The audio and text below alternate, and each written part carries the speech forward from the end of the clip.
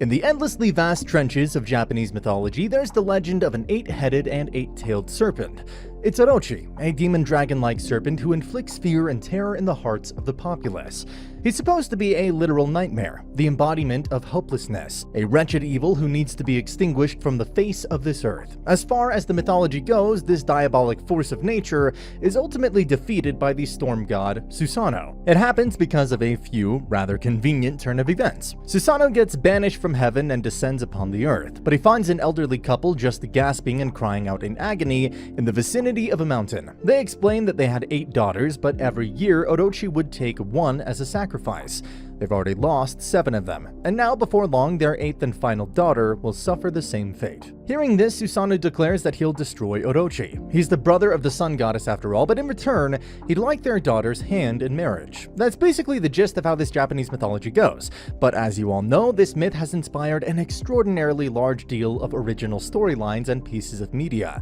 For example, even One Piece had a wretched dude named Orochi as one of the primary antagonists of Wano, and of course, his devil fruit allowed him to turn into a literal 8-headed serpent. But guys, we can still get much higher. Here we're going to delve into an even more dramatic, emotionally taxing, and above all, compelling story inspired by the renowned myth of Orochi. Stick with me, guys. We'll also be doing a choose your ending so that you can avoid some overpowered emotional butterflies. Spoiler alert, you won't. Well then, let's go. Before delving into the current state of events, let's go back thousands of years into the past. Orochi has let loose 7 deadly gods upon the populace, who constantly kickstart an era of constant sin, fear, and pain. It's pure, unadulterated chaos.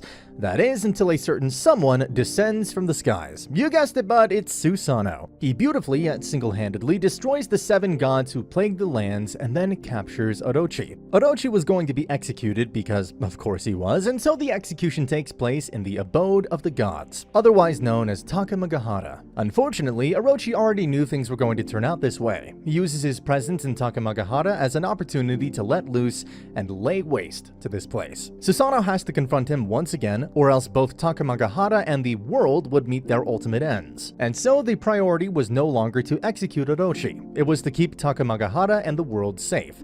And in doing so, Susanoo seals Orochi at the cost of his own life. But that was not the end. Rather, it was just the beginning. A few thousand years later, the seal on Orochi will be broken once again.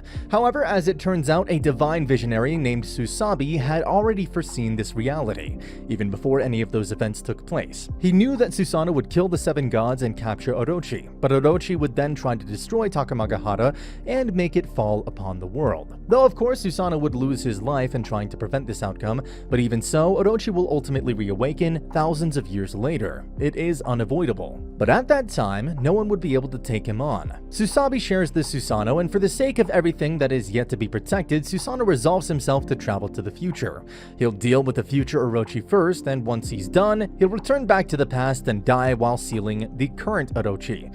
This way, Orochi will ultimately die by his hands in the future. Just like that, Susanoo sets out to 1,000 years into the future, exactly when Orochi is about to consume a young psychic girl named Kagura. Susanoo saves Kagura, and they bail. For an instant, she sees the glimpse of her late father in Susanoo, but it fades away. She tells Susanoo that her duty is to seal Orochi, but in actuality, she was dubbed a sacrifice to Orochi the moment she was born. Her father never encouraged her, and all her memories are of her simply watching others from a distance.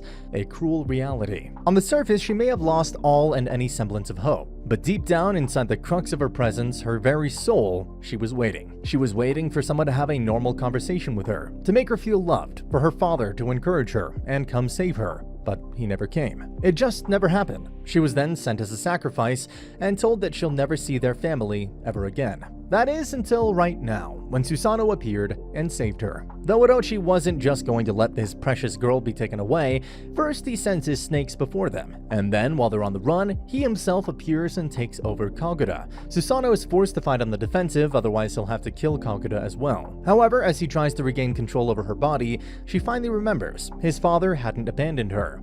He fought till death to try to keep the others from sending his daughter off to Orochi. Her father never abandoned her at all, and now Susanoo wasn't going to abandon her either. He gets closer and uses his own body to get Orochi out of her. In doing so, he was essentially letting Orochi possess him, but now Kagura is safe. Just like that, he lets go of Kagura and tells her to always protect herself even after this. Meanwhile, Orochi continues to consume Susanoo, but Susanoo's presence becomes larger than life as he tells Orochi that he isn't exactly giving up. The man summons a storm, and in the snap of a moment, Susanoo recalls his memories, the beginning, what happened, and what is yet to happen in the past. That's right, even after killing Orochi in the future, he still has to return to the past and sacrifice himself, otherwise everything will crumble. Coincidentally, Kagura's power showed her glimpses of Susanoo's memories as well. She also knows what's next for him, and so she sheds tears as she runs up to hug the big guy. He looks to Kagura and tells her that he won't stop fighting even if everything is already set in stone. Now guys, this is where we turn this into a choose-your-own ending adventure. I don't really want to spoil it for you, but let's just say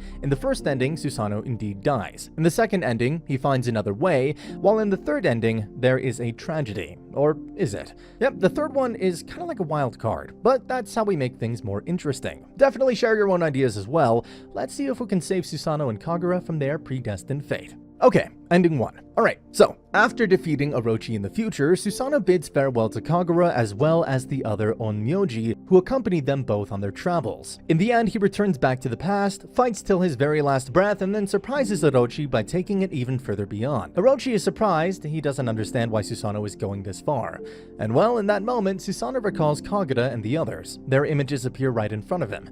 He states that he loves them and that he loves the world. That's why he'll protect them till the very end. Orochi is sealed for the time being, the fall of Takamagahara is prevented, and the world survives. The legend of this event is told throughout the ages. Susanoo's sword lies rested on a certain ground, and the flow of time continues.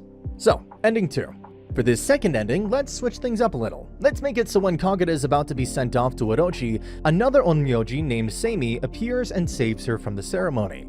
It's just around when her father is put down by the others. The image of her father resisting till his last breath as he keeps trying to save his daughter becomes deeply etched into her mind. She wasn't abandoned. No, it's all Orochi's fault. Because of him, her father died with regretful eyes. Seimi and Kagura continue traveling through the lands for several months in order to stay out of Orochi's domain. But you can't hide forever. One day, Orochi gets impatient and participates in this little hide-and-seek. He soon finds them both and knocks Seimi out. Kagura goes completely white. Just like how she lost her father, she's now going to lose Seimi. And well, that's when Susanoo appears and saves the two.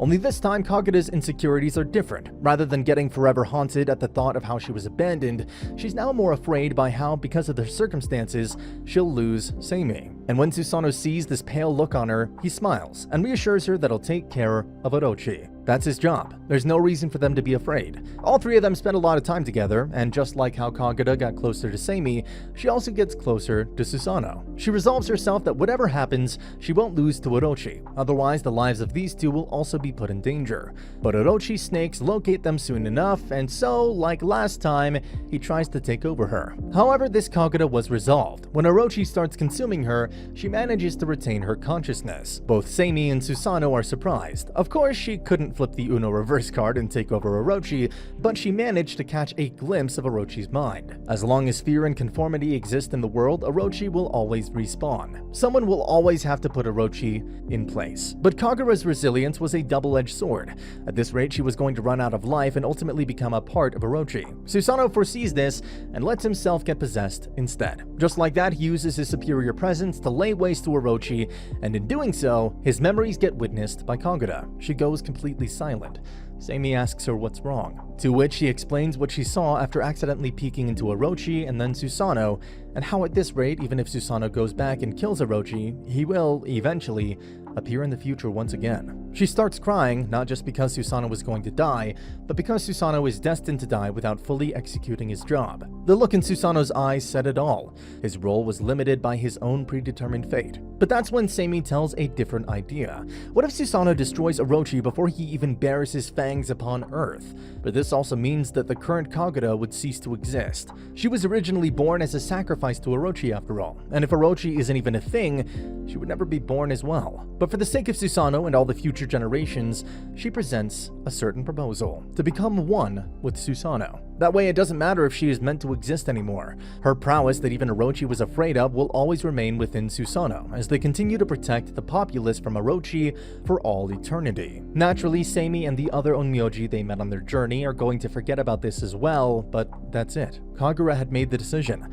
This is for the sake of the world and everyone else, including herself and Susanoo. No one needs to die except Orochi. Following this, Susanoo returns back to the time of prophecy and tells Susabi about what happened. Susabi is intrigued, but somewhat skeptical. However, because Kagura's involvement in the future has already been rewritten, they now just have to carry this out, all be for the sake of a better tomorrow. And so, just like that, Susanoo appears at the very beginning of Orochi and seals him using his heightened prowess now that Kagura is with him. Best case scenario, Orochi will never be able to break the seal. Even if he does, Susanoo can just take care of him once again. But what about the final ending? Well guys, as is the case with any great mythologies, there are not many happy endings. So what if Orochi succeeds in possessing Kagura? Susanoo tried everything he could to make Orochi possess him instead, but it was too late. Kagura was losing her life, that is until she made the conscious decision to end it herself, all for the sake of escaping her own predetermined destiny. Rather than becoming a sacrifice to Orochi, she'll sacrifice herself and Orochi. In the end, Susanoo is left with no choice but to land the finishing blow, or Kagura's sacrifice will amount to nothing. He kills Kagura with an endless amount of regret in his eyes. If he can't even save Kagura, one little girl, how can he be their guardian?